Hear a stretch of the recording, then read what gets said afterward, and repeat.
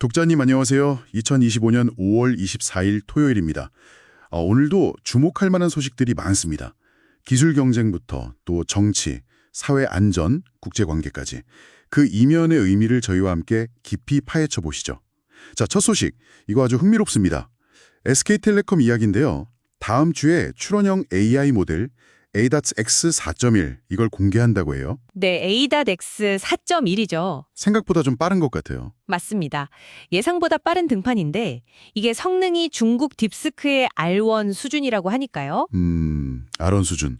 글로벌 경쟁이 정말 치열하구나 싶어요. 속도전이 붙은 거죠. 그렇죠. 여기서 이제 기술적인 부분을 좀 보면요. MMLU 점수가 87.3점이라고 합니다. MMLU요? 그게 어떤 거죠? 네, 대규모 다중작업 언어 이해 능력 평가인데 뭐랄까 AI 언어 능력 시험 성적 같은 거예요. 아, 점수가 높을수록 똑똑하다 이런 거군요. 네, 그렇죠. 그리고 파라미터. 이게 AI 모델 복잡도인데 약 720억 개 수준이라고 하거든요. 720억 개요. 와. 네.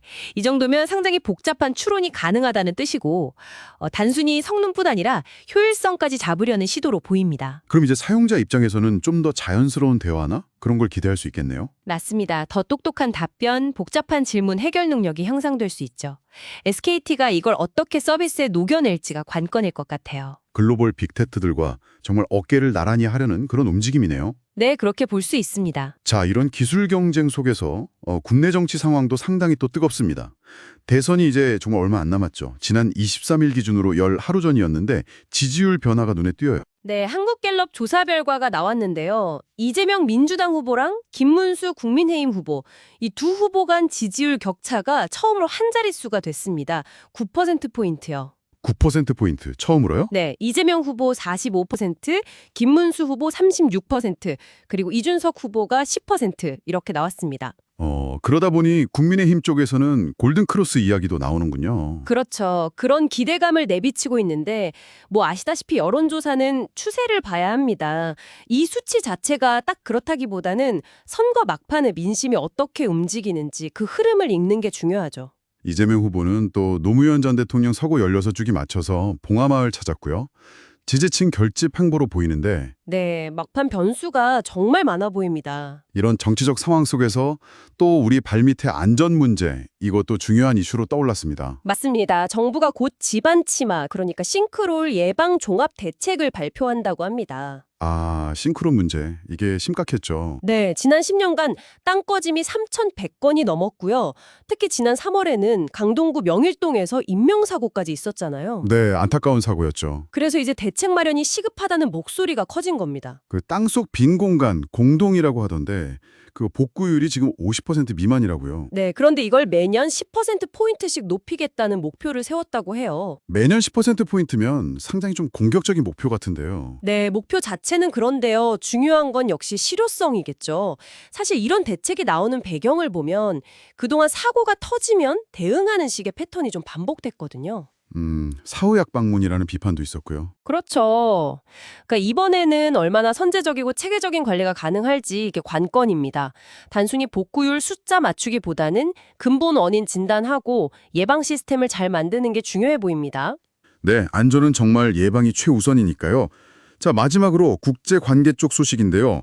주한미군 관련해서 월스트리트저널 보도가 있었어요. 네, 트럼프 행정부에서 주한미군 약 4,500명 정도, 그러니까 전체의 한 16%를 한반도 밖으로 옮기는 방안을 검토 중이다, 이런 내용이었죠. 4,500명이면 적은 규모는 아닌데요. 그렇죠. 근데 일단 양국 국방부는 공식적으로는 부인했습니다. 아, 공식 입장은 부인이군요. 네, 하지만 전문가들은 이게 그냥 해프닝은 아닐 수 있다고 봐요. 미국의 어떤 그 전 세계적인 미군 배치 전략 재조정, 큰 그림 안에서 충분히 나올 수 있는 시나리오 중 하나라는 거죠. 부인에도 불구하고 이런 이야기가 계속 흘러나오는 것 자체가 좀 의미심장하네요. 맞습니다. 당장 뭐 현실화된다 이렇게 보기는 어려울지 몰라도 동북아 안보 환경이나 한미 동맹 관계에 어떤 변화 가능성이 있다는 신호로 읽을 수는 있습니다. 그냥 넘길 사안은 아닌 거죠. 계속 지켜볼 필요가 있습니다. 네, 알겠습니다. 기자님, 오늘 정말 기술부터 정치, 사회, 국제 문제까지 숨가쁘게 달려왔는데요. 이 소식들 전반을 꿰뚫는 어떤 핵심적인 흐름 같은 게 있을까요? 독자님들이 특히 주목해야 할 점이 있다면요. 네, 오늘 다룬 이야기들 가만히 보면 크게 두 가지 축이 보이는 것 같아요.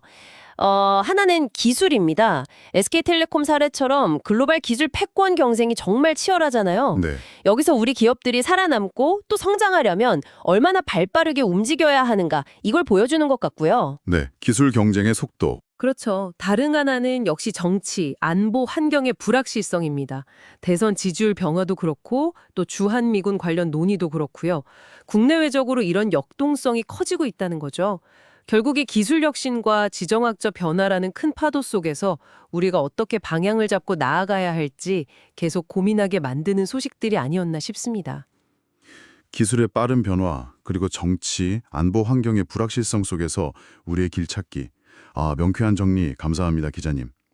오늘 저희가 나눈 이야기들이 독자님들께서 세상을 이해하시는데 조금이나마 도움이 되었기를 바랍니다.